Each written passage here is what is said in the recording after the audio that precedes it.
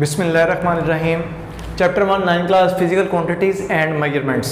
तो role of physics in science technology and society, इसको हम डिस्कस कर रहे थे। इसको हमने स्टार्ट किया था, तो स्टार्ट ही किया था, डिस्कस तो खैर नहीं किया था। हम प्रीव्यू और बैक व्यू पे चले गए थे कि फिजिक्स से पहले क्या था। अब जो नेक्स्ट है उसकी तरफ आ रहे हैं कि हम अपनी पॉइंट की तरफ आए कि हम फिजिक्स के लेक्चर्स ले रहे हैं। तो फिजिक्स के बारे में मैं बताया जी। तो फिजिक्स के बारे से अगर हम देखते हैं तो इंट्रोडक्शन ऑफ फिजिक्स जो है वो निकलता है फिजिकल साइंसेस से। अगर हम देखेंगे फिजिक्स कहाँ से स्टार्ट हो रही है, तो अगर हम चाहें तो इसकी एक टर्म जो है फिजिकल साइंसेस से निकलती है। बेसिकली फिजिकल साइंसेस हमें पहले ही पता है कि नेचर फिलॉसफी की एक टाइप है। फिजिकल साइंसेस में हमने कहा था आसान अल्फाज में नॉन लिविंग थिंग्स की स्टडी है, जिसको मेन 5 हिस्सों में हमने तकसीम किया था। उनमें से जो 5 ब्रांचेज है उनमें से एक में फिजिक्स है, केमिस्ट्री है, एस्ट्रोनॉमी है, जियोलॉजी और मेट्रोलॉजी है। फिजिक्स में जो हम स्टडी करते हैं वो हम स्टडी करते हैं, इसके बारे में हम डिटेल करेंगे, ये फंडामेंटल है और ये हमारा टॉपिक भी है। केमिस्ट्री हम केमिकल रिलेशंस और केमिकल एक्टिवेशन या इसके रिलेशन जो है उसके बारे में स्टडी करते हैं। एस्ट्रोनॉमी फल्कियात के बारे में, स्पेस के बारे में आ जाएगा। जियोलॉजी ज़मीन के बारे में आ जाएगा। मेट्रोलॉजी ये वेदर के बारे में आ जाएगा। आसान अल्फाज में मैटर और एनर्जी है, रिएक्शंस हैं केमिकल, ये स्पेस है, ये अर्थ है और ये हमारे पास जो है वेदर है। आसान अल्फाज मतलब इनके बारे में जो स्टडी है वो इनकी 5 ब्रांचेस मेन जो थी इसके अंदर हम स्टडी करते हैं। अब यहाँ पे वो कह रहा है जो इनमें से फंडामेंटल और बेसिक आती है फिजिकल साइंसेज की ब्रांच वो फिजिक्स है।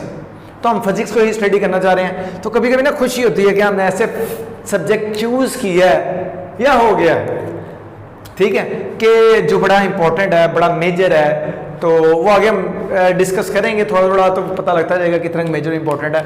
अच्छा, अब फिजिक्स है तो फिजिक्स के बारे में हम स्टडी करने जा रहे हैं। फिजिक्स क्या है तो बड़ी लंबी चौड़ी डिटेल्स है, लेकिन आसान और शॉर्टेस्ट वे में अगर हम डिस्कस करना चाहें कि जी फिजिक्स क्या है, तो हम कहेंगे जी फिजिक्स के अंदर जो हम स्टडी करते हैं वो क्या कहते हैं, मैटर के बारे में और एनर्जी के बारे में। तो मतलब कोई भी चीज़ जो मटेरियल है, मैटर है, उसके बारे में हम स्टडी कर रहे हैं, एनर्जी के बारे में स्टडी कर रहे हैं और इनके आपस के रिलेशन के बारे में स्टडी कर रहे हैं। तो ये आप इस चीज़ को अंडरस्टैंड कर सकते हैं कि जहाँ पे कोई ना कोई चीज़ मौजूद है वहाँ पे फिजिक्स मौजूद है।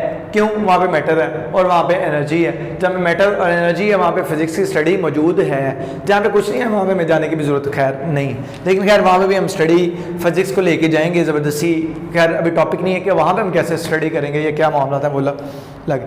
अच्छा, अब यहाँ पे हमने कहा कि ये इंटरेक्शन ये भी इंपॉर्टेंट है। इसके लिए हम अगर आसान वर्ड यूज़ करेंगे या आसान एक रिलेशन यूज़ करते हैं जो आइंस्टाइन का है फिजिक्स के अंदर, हम करते हैं E = mc², कि हम इसके बारे में भी स्टडी करेंगे, ठीक है, जो कि इसके इस पॉइंट को क्लियर करता है कि इसका इंटरेक्शन क्या है, ठीक है। तो इस इंटरेक्शन के थ्रू इतनी बड़ी इन्वेंशंस और इतनी बड़ी चीज़ें होंगी जब प्रैक्टिकली हम इसके अंदर कुछ चीज़ों को यूज़ करने लग जाएंगे। खैर ये बड़ा एक ऐसी इक्वेशन है कि अगर हम इसकी सारी चीज़ों को प्रैक्टिकली यूज़ करने के लायक हो जाते हैं तो इस तरह से होगा कि दुनिया बदल जाएगी। ये बहुत बड़ी इन्वेंशन है, इससे हमें आइडिया तो है लेकिन अभी हम सारी चीज़ें कर नहीं सकते। अच्छा, अब इसके बाद आता है कि फिजिक्स मेजर क्या कर रहा है, हमें जो कुदरत के कानून हैं उनको समझने और उनसे फ़ायदा उठाने के बारे में हमें गाइड करता है, ठीक है। फिर इसके बाद हमारे पास है कि अगर हम देखें तो जितनी भी स्टडी हमारी आजकल मॉडर्न लाइफ में हो रही है तो वो मोस्टली जो इंगेज है वो किससे है, फिजिक्स से। मोस्टली जो हम जितने भी स्टडी कर रहे हैं वो ज़्यादातर जो रेलिवेंट है modern study, modern technology, modern जो रिसर्चेज आ रही हैं वो फिजिक्स से रेलिवेंट आ रही हैं। तो दूसरा पॉइंट कि फिजिक्स इंपॉर्टेंट है। तो फिर इसके बाद हमारे पास जो आता है कि फिजिक्स जो है इसको हम डेली लाइफ में मतलब कहाँ कहाँ यूज़ कर रहे हैं। अगर आप कह रहे हो कि जी बड़ा इंपॉर्टेंट, खैर बड़े ज़्यादा हैं, लेकिन हमने एक शॉर्ट जो है अगर हम एक छोटी सी चीज़ इलेक्ट्रिसिटी को डिस्कस करने जा रहे हैं, क्या इलेक्ट्रिसिटी क्या है, तो हमने कहा इलेक्ट्रिसिटी बजाय जी इलेक्ट्रिसिटी एक बहुत बड़ी इन्वेंशन है, ठीक है भाई। इलेक्ट्रिसिटी कितनी बड़ी इन्वेंशन है, तो हमने कहा हमारी बजाय हम कहते हैं इलेक्ट्रिसिटी से हम क्या ले रहे हैं, लाइट पंखा। लेकिन वो कह रहा नहीं भाई, लाइट पंखा नहीं है, लाइट पंखा, हीट, मोटर, मशीन और हमारी पता नहीं कितनी इंडस्ट्री जो है इसके ऊपर चल रही है। ठीक है। हम जितने भी जो क्या कहते हैं ज़्यादातर एनर्जीज को यूज़ कर रहे हैं उसको इलेक्ट्रिसिटी में कन्वर्ट करते हैं मोस्टली को, और फिर उसको यूज़ करना स्टार्ट करते हैं। मतलब इलेक्ट्रिसिटी एक बहुत ही मेजर और इम्पोर्टेंट एनर्जी सोर्स है आजकल के वक्त में। अच्छा, डोमेस्टिक में रोज़मर्रा लाइफ में हम इसको कहाँ पे यूज़ करते हैं, एक ये पॉइंट है उससे जी ट्रांसपोर्टेशन, ठीक है, हम इधर से उधर आसानी से आ जा सकते हैं। भाई कितना आसानी से जा सकते हैं, कार है, एरोप्लेन है, ट्रेन है, बहरी जहाज है, इससे कितना कितना सामान जो हम सोच भी नहीं सकते हैं, ठीक है। तो ये ट्रांसपोर्टेशन इसके थ्रू पॉसिबल हुई, जो कि अगर हम देखें स्पीड वाले से, ठीक है, ट्रेन ज़्यादा सामान लेके जाने से, बहरी जहाज इससे भी ज़्यादा सामान लेके जाने से के वाले से, और स्पीड, ये सारी चीज़ें जो हैं ट्रांसपोर्टेशन में जो सहूलत आई हैं वो इसी पर्पज़ में आ रही है। अच्छा, डोमेस्टिक पर्पज़ में, अब डोमेस्टिक ये तो खैर एयर कंडीशनर, एसी वगैरह, सर्दी करनी, गर्मी करनी तो हमें इसकी ज़रूरत पड़ जाती है। फिर ओवन हम कुकिंग के लिए भी यूज़ कर लेते हैं, बेकिंग वगैरह के लिए, गर्म करने के लिए, ये खैर जो भी है बड़ी लंबी चौड़ी इसकी डिटेल।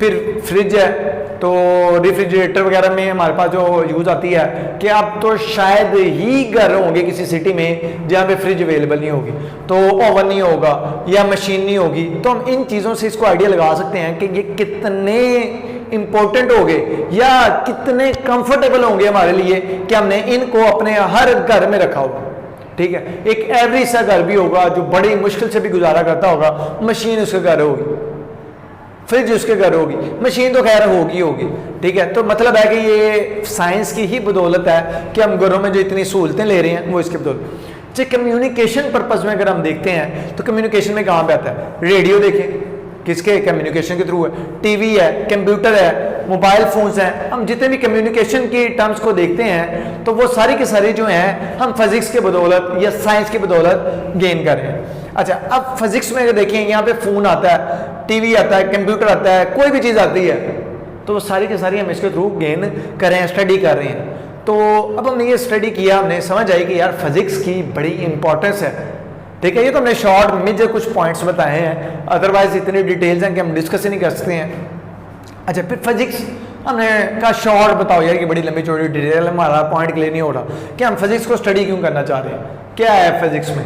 तो आसान अल्फाज में आता है, फिजिक्स क्या कह रही है, हमारी जिंदगी को आसान बना रही है, तेज बना रही है, और क्या कर रही है, कंफर्टेबल बना रही है, ठीक है, इजी है, कंफर्टेबल है, ये चीज़ें आती हैं। अब इसके लिए हम एक ही टर्म को समझने के लिए यूज़ करते हैं, फ़ोन है, मोबाइल फ़ोन है। हम बड़ी आसानी से बड़े शॉर्ट टाइम में जो एक दूर दराज बंदा जो बैठा होगा उससे बात करना चाह रहे हैं, कोई डिस्कस करना चाह रहे हैं, बड़े शॉर्टेस्ट टाइम में, मतलब बड़ी स्पीडी फास्टर वे में हम उससे डिस्कस करेंगे, ठीक है, ईजियर वे में करेंगे कि हमें कोई मुश्किल चीज़ नहीं है, नेट है या सिम है या कॉल है, हम उसके थ्रू डिस्कस कर सकते हैं। फिर कंफर्टेबल, हम घर में बैठे हैं, बिस्तर पे बैठे हैं, बेड पे बैठे हैं, लेटे हैं, खड़े हैं, चल रहे हैं, किसी भी तरीके से किसी भी टाइम पे हम फ़ोन के थ्रू से डिस्कस कर सकते हैं, मैसेज, डेटा या कोई भी चीज़ जो है उसे गेन कर सकते हैं। तो बड़ी आसानी से हमें क्लियर हो रहा है कि ये जो एक एग्जांपल मैंने दी है कि फ़ोन के थ्रू हम इतनी चीज़ों को गेन कर रहे हैं, तो फिज़िक्स बहुत ही इम्पॉर्टेंट है। तो फिर इसी के अलावा कि जब भी कोई चीज़ है उसके फ़ायदे और नुकसान साथ साथ होते हैं, तो फिज़िक्स के बड़े फ़ायदे हैं, लेकिन कुछ नेगेटिव पॉइंट्स भी हैं। उनमें से जो मेजर जो दो हम यहाँ पे पॉइंट्स लिखे हुए हैं, एक है पोल्यूशन है और जो दूसरा है डेडली वेपन्स है।